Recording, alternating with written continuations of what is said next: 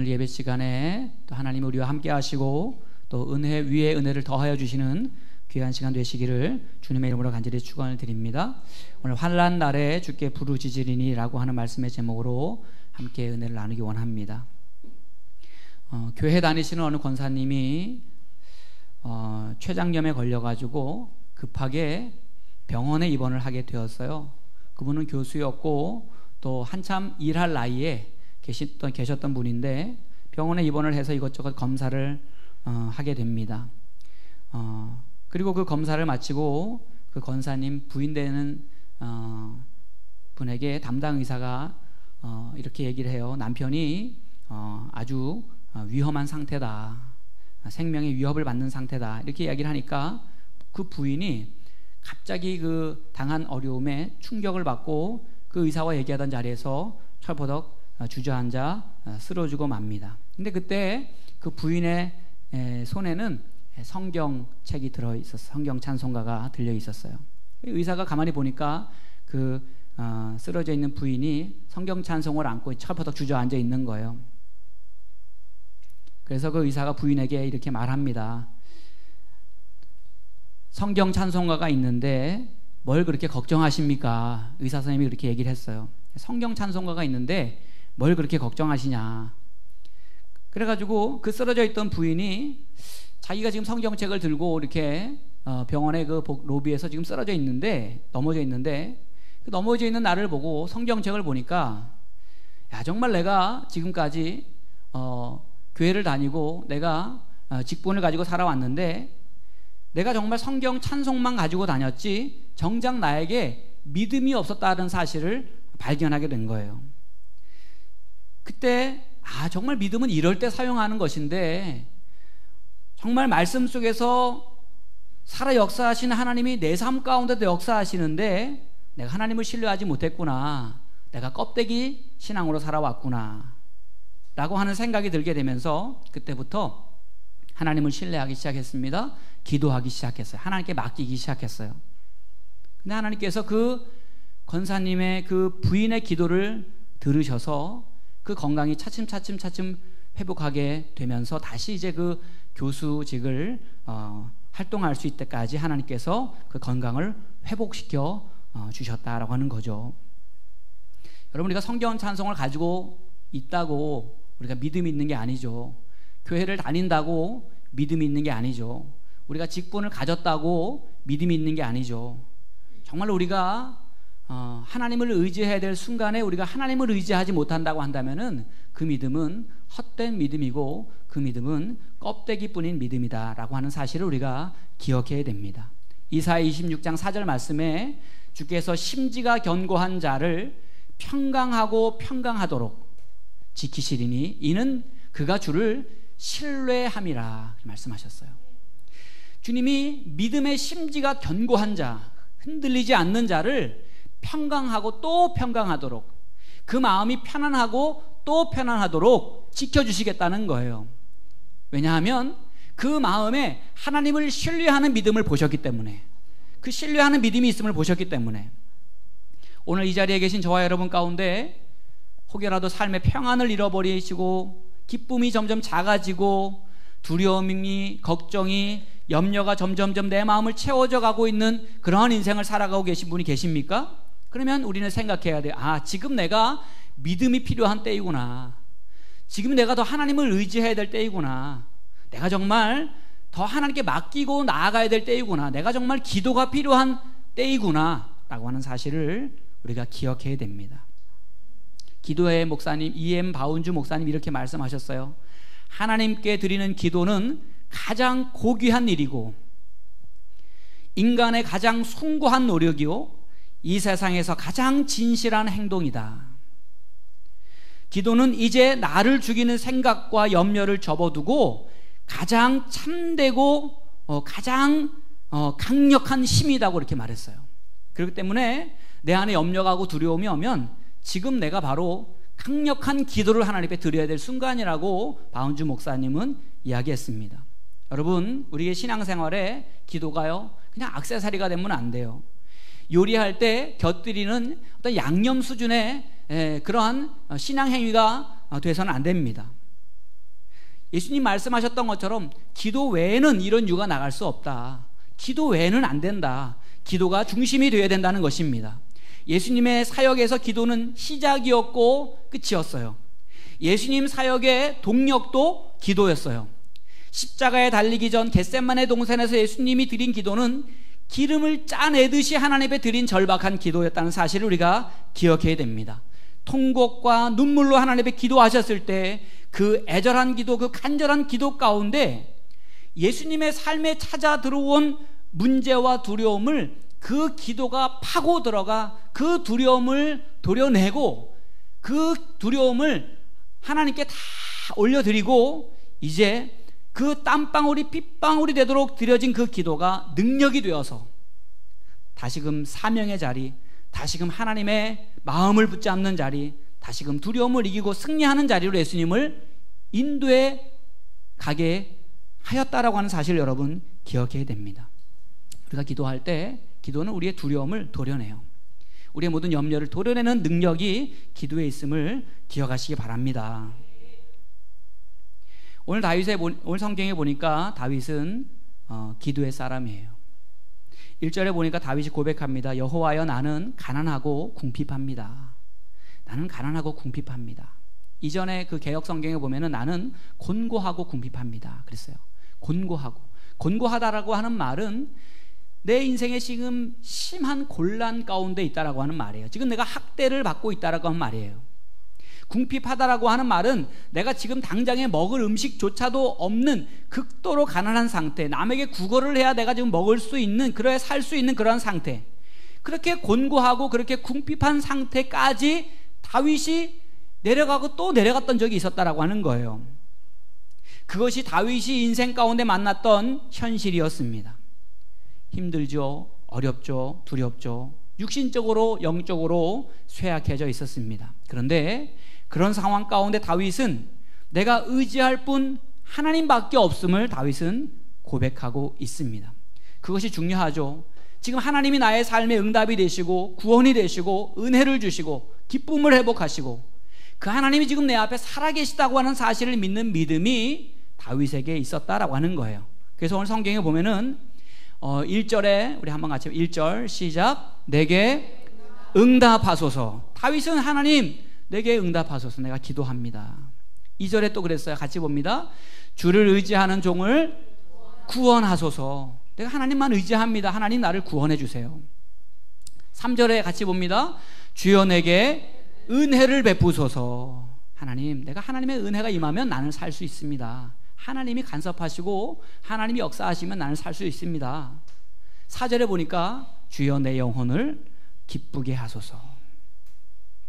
하나님은 내 삶의 응답이 되시고, 하나님 내가 의지할 때 나를 구원하시고, 하나님 내게 은혜 베푸시고, 하나님은 내 영혼을 기쁘게 하시고 만족하게 하시는 분이라는 사실을 다윗은 고백하고 있어요. 여러분, 그렇기 때문에 내가 힘들고 어려울 때 사람들에게 내 마음을 나누고 내 아픔을 나누는 거 굉장히 중요해요. 우리 교회가 그런 교회가 되어야 됩니다. 힘들고 어려운 일이 있을 때 그 아픔을 나눌 수 있는 교회가 되어야 돼요. 어떤 교회는 아파도 이야기도 꺼내지 못하는 교회가 있어요. 그것이 허물이 될까봐, 상처가 될까봐, 그것 때문에 내가 사람들에게 오히려 말을 들을까봐 아픈 걸 얘기 못해요. 힘든 건 얘기를 못해요. 여러분, 우리 세훈교회는 아픔을 나누고 괴로움을 나누고 슬픔을 나누고 고난을 나누고 하나님 안에서 그런 공동체가 되기를 소망합니다. 그런데 더 귀한 일은 뭐냐면, 더 위대한 일은 뭐냐면 하나님 앞에 우리의 삶을 나누는 것입니다. 하나님께 우리의 삶을 고백하는 거예요. 하나님께 기도하는 것이 우리의 공동체가, 우리의 가정이 더 능력 있는 공동체로 세움받는 길이라는 사실 여러분 기억하시기 바랍니다. 어떤 분들은 그래요. 기도해야 된다고 하면, 교회 오셔서 기도해야 된다고 하면 내가 무슨 죄가 많아서 내가 어떻게 하나님 앞에 기도하냐고, 내가 부끄러워서 내가 어떻게 하나님 앞에 나아가냐고, 내가 부족한 것이 많은데 어떻게 내가 기도하냐고 하면서 하나님께 나오지 못하는 분들도 많이 있습니다. 그렇죠. 예의 있는 말 같아요. 그 말이 맞는 것 같아요. 그런데 그 말이 다 맞는 말은 아니에요. 왜냐하면 오늘 성경에 다윗은 이렇게 고백합니다. 5절 말씀에 5절 함께 봅니다. 시작. 주는 선하사 사죄하기를 즐거워하시며 주께 부르짖는 자에게 인자하심이 후하심이니이다.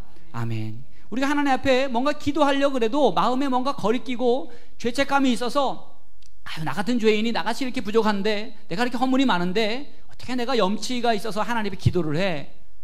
내가 이렇게 죄가 많은데 어떻게 내가 하나님 앞에 이렇게 간절하게 내가 어떻게 도움을 요청할 수가 있어? 라고 하면서 기도를 주저할 때가 많이 있어요. 그런데 여러분, 오늘 다윗을 보세요.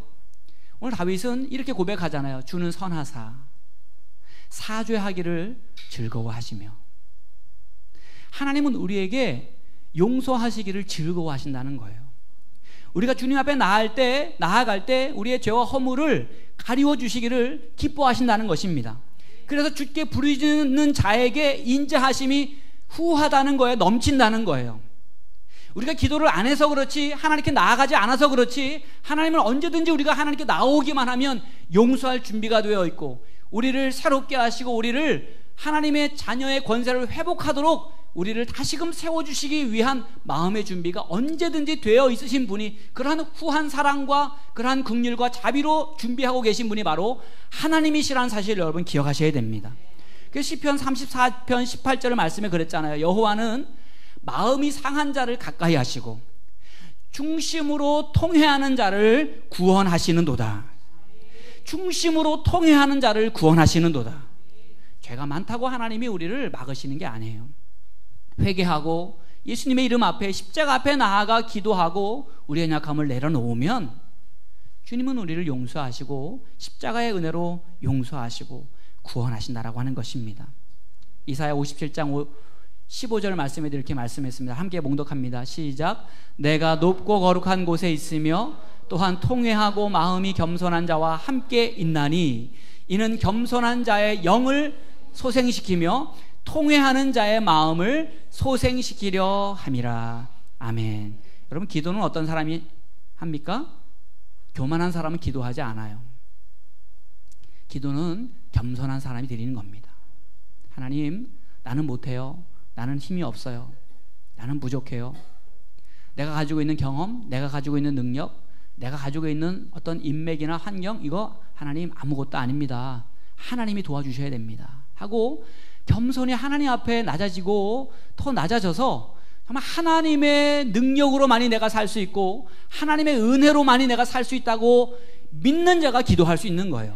그런 겸손한 마음을 가지고 있을 때 우리가 엎드릴 수 있는 것입니다. 그러니까 여러분, 우리가 기도할 수 있는 게 얼마나 감사한 일인지 몰라요. 여러분, 우리가 교만해서 하나님 앞에 엎드리지 못한다고 한다면 얼마나 불행한 일입니까?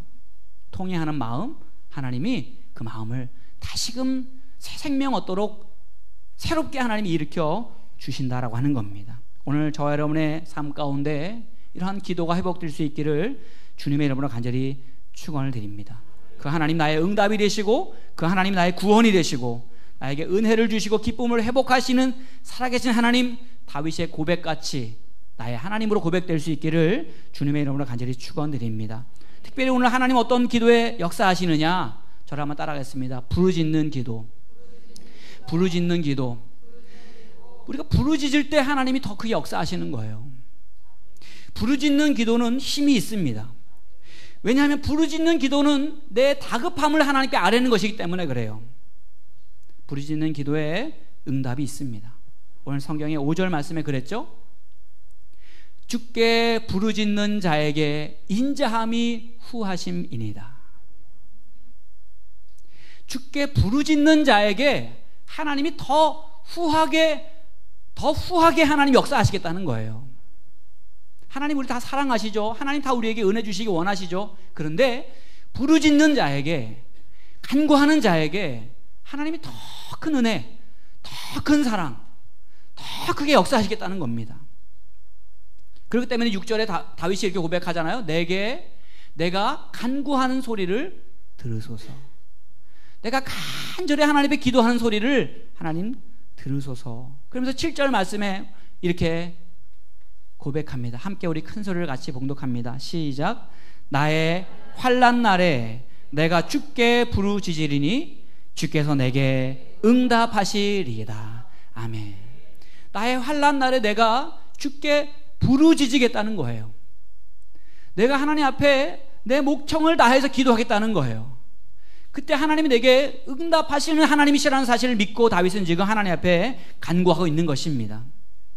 여러분, 하나님 우리가 기도할 때 반드시 살아 역사하시고, 우리가 부르짖어 기도할 때 하나님 우리의 기도 가운데 은혜 주시고, 우리의 그 기도에 하나님이 간섭하시고 앞서가셔서 우리의 삶에 하나님의 승리를 경험하게 하시는 복이 되시고 승리가 되시고 능력이 되시는 하나님이심을 믿으시기를 주님의 이름으로 간절히 축원을 드립니다. 다윗은 하나님께 그렇게 기도하는 사람이었어요.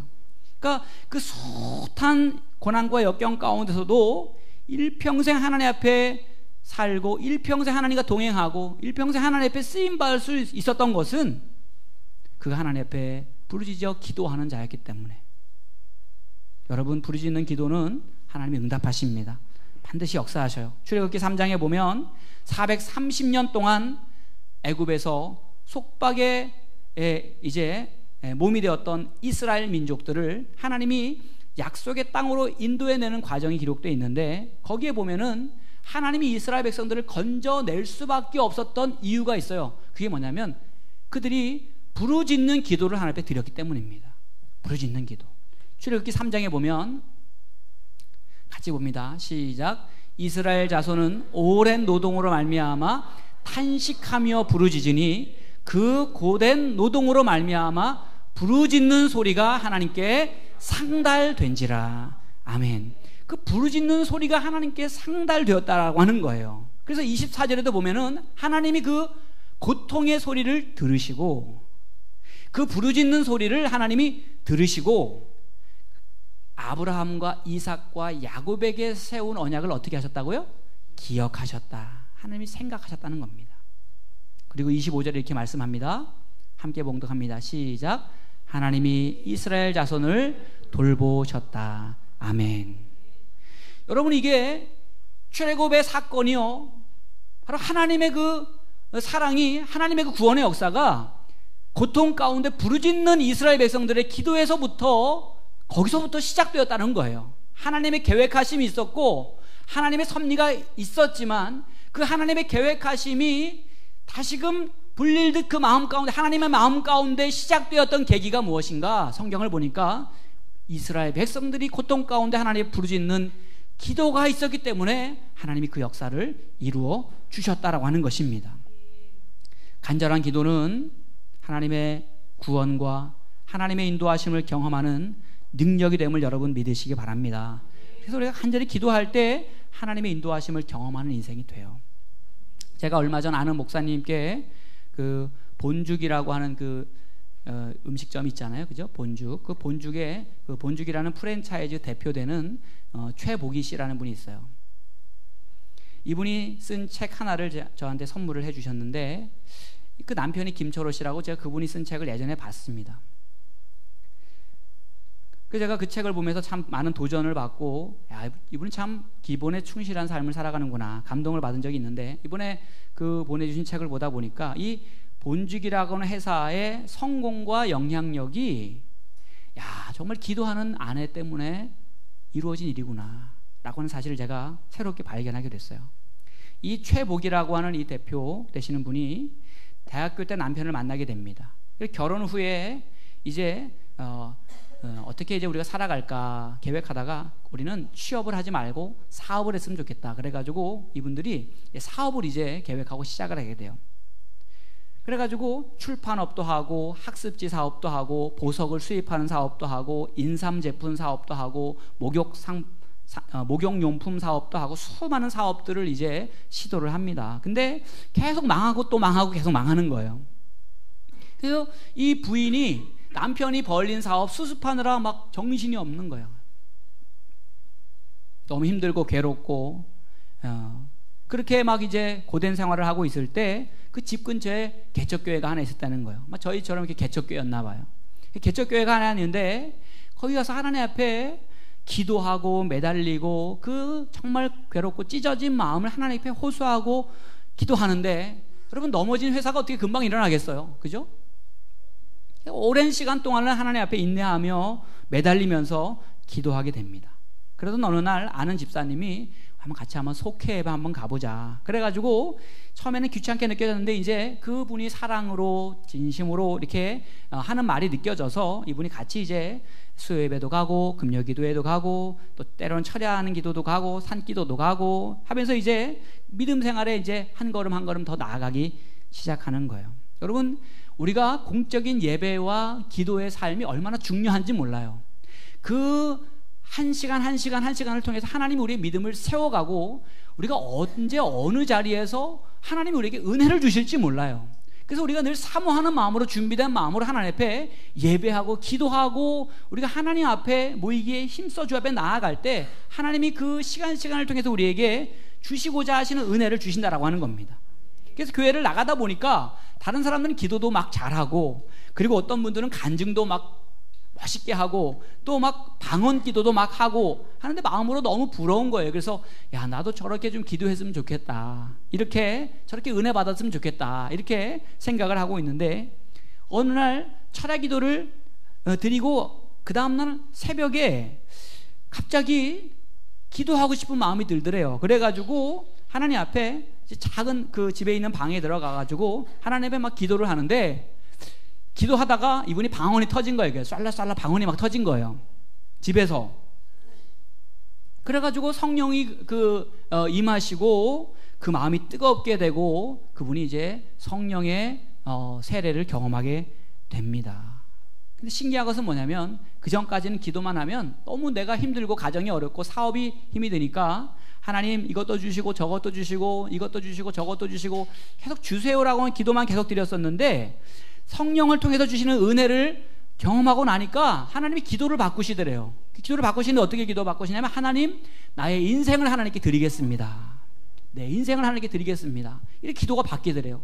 제가 그분의 이 고백을 보면서 정말 하나님은 우리가 기도할 때 우리의 삶을 바꾸기보다 먼저 하나님 우리 기도를 바꾸시는구나. 그래서 하나님 앞에 내 인생을 바꾸게 해달라고 기도를 하게 하십니다. 여러분, 우리가 하나님 앞에 부르짖어 기도하고 간구하기 기도하고 믿음으로 기도할 때 성령이 우리 가운데 기도의 영으로 임하셔요.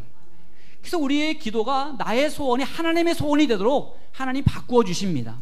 그러니까 여러분, 생각해 보니까 그래요. 그때마다 하나님 앞에 달라고 기도하면 그때마다 기도해야 되잖아요. 얼마나 기도할 게 많겠습니까?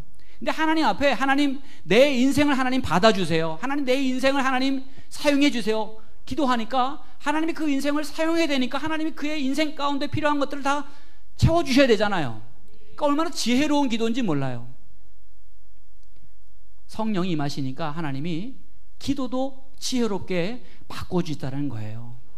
여러분, 우리가 하나님 앞에 간절한 기도, 부르짖는 기도, 하나님 앞에 우리의 시간을 구별하여 드리는 기도가 우리의 기도의 내용을 바꾸고, 기도의 내용을 바꿔질 때 하나님 우리의 인생을 바꿔주고, 우리의 인생이 바꿔지는 것이 아니라 나와 우리의 가정과 나와 관계된 모든 사람들과의 관계 속에 하나님이 살아 역사하심이 그 증거되도록 하나님이 일하시더라고 하는 것입니다.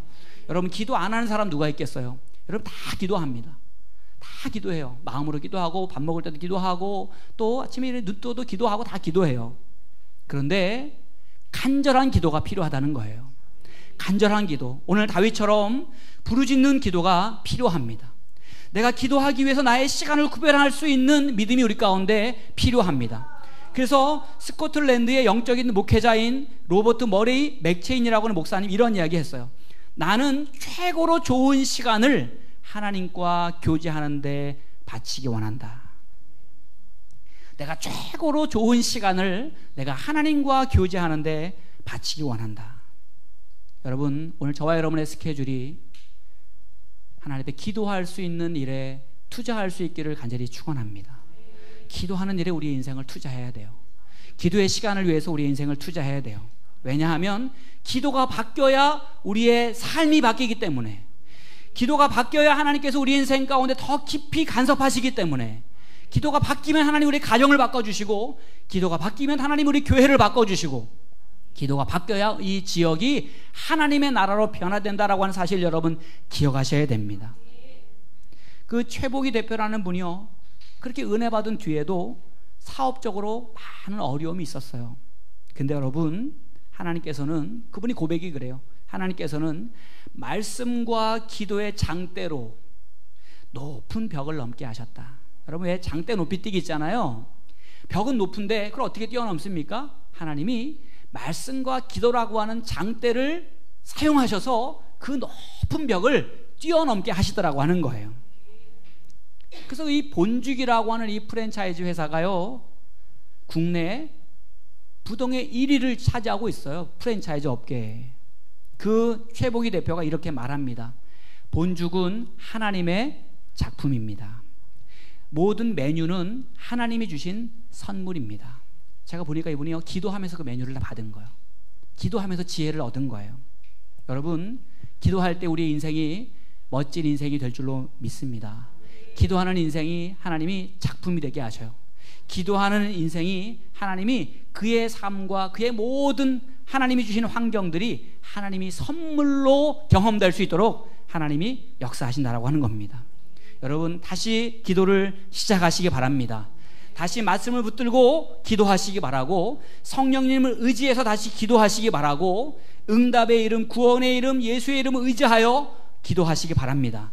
내가 바꾸는 것이 아니라 하나님이 바꿔주십니다. 하나님이 새롭게 하시고, 하나님이 회복하시고, 하나님이 풍성하게 하시고, 하나님의 능력과 구원을 경험하게 하실 것입니다. 오늘 시편 86편 10절에 부르짖어 기도하는 자만이 고백할 수 있는 말씀이 나와요.